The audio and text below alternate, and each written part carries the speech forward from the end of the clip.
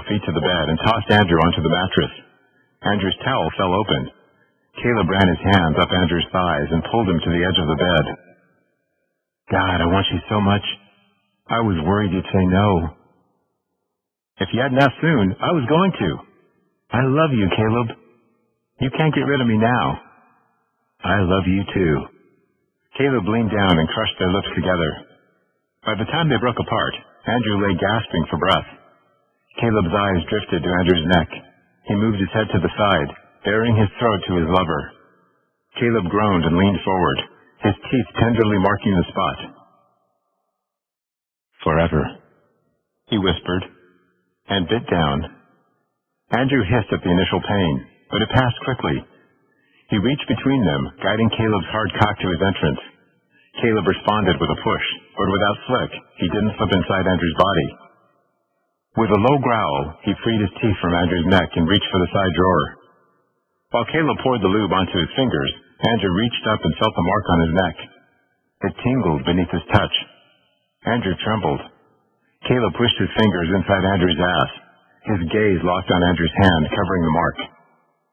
He didn't spend as much time as he normally did prepping Andrew, but Andrew didn't need it at that moment. He wanted Caleb inside him. Caleb lined up and pushed his way in. Andrew arched his hips, taking Caleb as deep as he could. They groaned, and Caleb fell forward, burying his face in Andrew's neck. Andrew moved his hand out of the way and tangled his fingers in Caleb's hair. He held his head in place as Caleb bit down again, more gently but enough to sink his teeth into Andrew's skin. He began to thrust frantically, huffing and growling. Andrew wrapped his legs around Caleb's hips and relished the sensation of Caleb losing control. He'd not been wrong when he'd stated how strong Caleb was. His lover constantly amazed him with his strength and patience. Not now. Caleb rutted into him, making animalistic noises that spurred Andrew's own passion on. He reached between them and stroked his cock. He wouldn't last long at this rate. Caleb, he muttered. Caleb released his neck and rose up, gasping for breath but with concern in his eyes. Don't stop. Please don't stop. Caleb smiled and grasped Andrew's hips in his hands. I won't. He thrust harder, one hand coming over Andrew's. He pushed Andrew's hand aside and wrapped his fingers around Andrew's cock. You almost ready? Andrew nodded and reached up to grab Caleb's arms. So close. Good. He picked up the pace, thrusting harder and stroking faster. Andrew howled as he came, and Caleb collapsed on top of him with a few more stuttering thrusts. His neck lay right within biting distance. Andrew didn't think. He lifted his head and bit down. Caleb groaned and held Andrew's head in place. You're mine too, Andrew whispered, then released his hold. Always. Landslide by Mary Kalma. Chapter 1. The knock at my front door was a surprise. I grabbed my 9mm before I limped over to answer. My back had taken a pounding earlier, so I was walking a little stiffly. Yeah? I yelled through the door. It's Cale. Open up. As I leaned against the doorframe, the knot in my gut loosened, and I let go of the breath I was holding. All that calm that came over me simply because I knew it was my boss on the other side. Frank? Resting my forehead against the cool dark wood, I sighed. What do you want? There was blood on the statue of Ra, and when I tasted it, it was yours. Leave it to him to lick dried blood off of something. So why are you bleeding?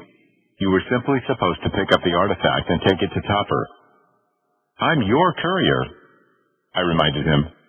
I always bleed. No, my boss is a demon, I reminded him, chuckling. All his clients are monsters. Sometimes it gets messy. I would never have sent you out alone if I thought you would be in danger. I would have sent backup, or the last guy you sent as my backup, I ended up having to save him. I think it's safe to say at this point that I'd rather just go by myself. Frank. Fuck no. I growled through the door. Just go away. I'm beat. Tell me what happened.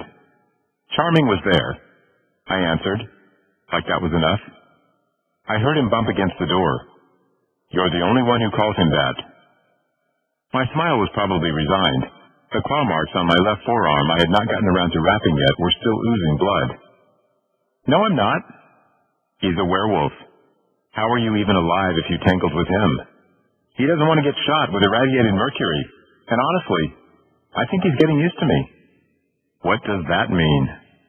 It means that when we run into each other, when he's hired to steal something that I'm supposed to pick up or deliver, we don't draw our weapons anymore.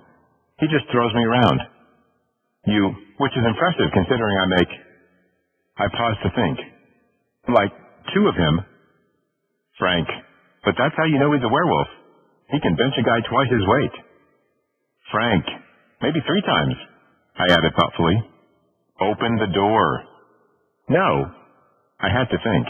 3 times is stupid, and a bit self-deprecating, but 2 for sure.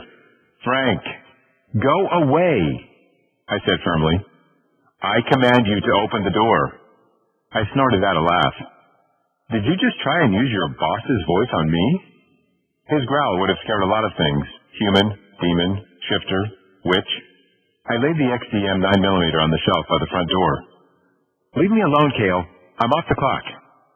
I want to see you. I don't want to donate any blood tonight. I exhaled slowly. I already told that to Charming. As I thought about him, I remembered our encounter. He had come at me earlier in the night, fangs lowered and bared, all wolfy, and I had elbowed him in the face.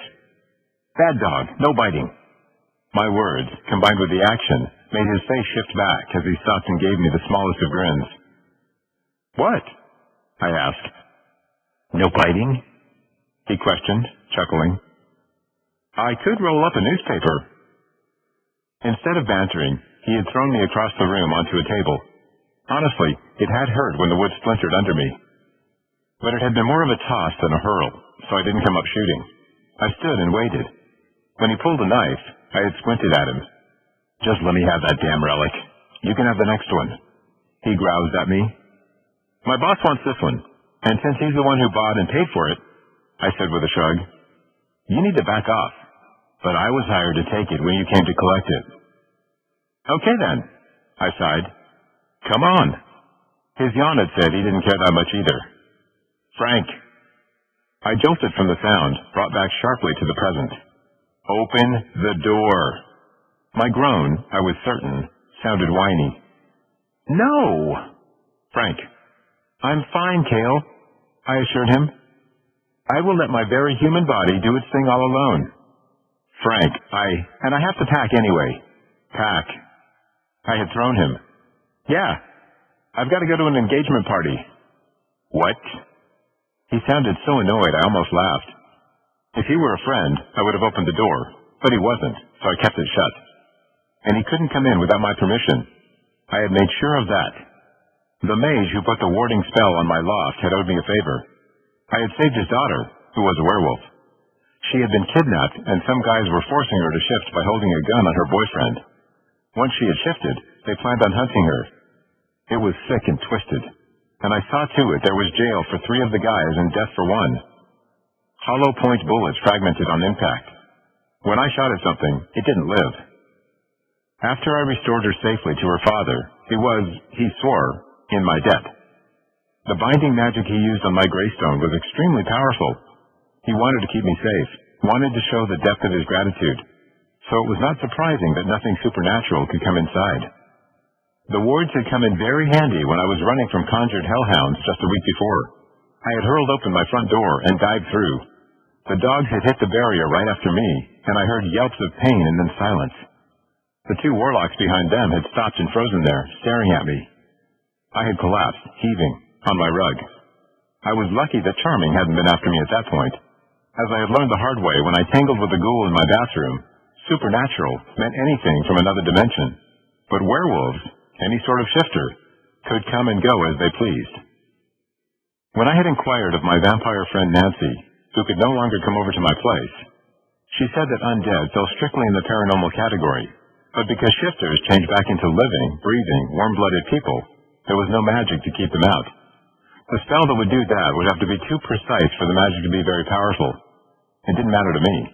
As a rule, wares or shifters were the least of my problems. Frank! Between the blood loss and the moving around, I was getting dizzy. My sister's getting married at home, I informed him. I have to fly out to Myerston, and Where the hell is that? It's close to Flagstaff, and I know where Flagstaff, Arizona is, he barked, and a jolt of electricity rolled through me. I levered off the door fast. Open up now. I want to see you. But I looked terrible. My shirt was ripped. I was covered in scratches and bites and bruises. My lip was split, and my knuckles were all torn up. Added to that were the deep claw marks on my left forearm that felt bone deep, but had probably only gone halfway. I was lucky the werewolf had only swiped at me. Anyone who saw me would figure I'd been in a fight, which was exactly what had happened. I have an early morning flight, I explained, making sure he couldn't reach out with his power and... Wait, how could he even do that? He wasn't supposed to be able to do that. Frank? Holy shit! He grunted. Did you just push power through the door at me? I'm sorry, what? I growled at him. He knew damn well what. How did you reach through the wards and touch me with your power? Silence. Kale? I've told you 1,000,000 times, and you never believe me. Not again. Save the bullshit and just tell me. I have already. The magic that kept me safe inside my loft was very powerful. Apparently, a 1,000-year-old incubus demon was stronger. How are you punching through? Tell me so I can have an Orion fix it. He can't fix this, because it's between you and me. Seriously? I sounded very petulant, but God, I was so tired. You don't listen. You hear, but you don't listen. Kale, You're mine, he said, his voice a husky rumble through the door. My knees went weak because the sound was pure, silky sex. Frank? I cleared my throat, pulling myself together. No matter what he said, I was not his idea of hot. Before we had ever actually met face to face, I had seen him out many times at the clubs, and I was older than the men I saw in his arm, and quite a bit heavier. At 6'2", I was supposed to be around 180 pounds, but while I was working on my physique, I was 230 when I checked the day before. I carried it in my stomach and ass, and you could see it in my face, which was why I had grown the goatee and mustache, to give the impression of contour there. My buddy Jonas, a fitness trainer, was working my arms, legs, and chest, and I was proud of the new definition there, all of it strong and muscular. I had been a chubby kid but dropped all the baby fat playing football in high school. When I joined the Marine Corps, I had been a lean 175 pounds, but had put on a good deal of weight since leaving, all the way up to 300 at one point. Having never been the poster child for temperance, I had gone a bit wild once I was free of the military.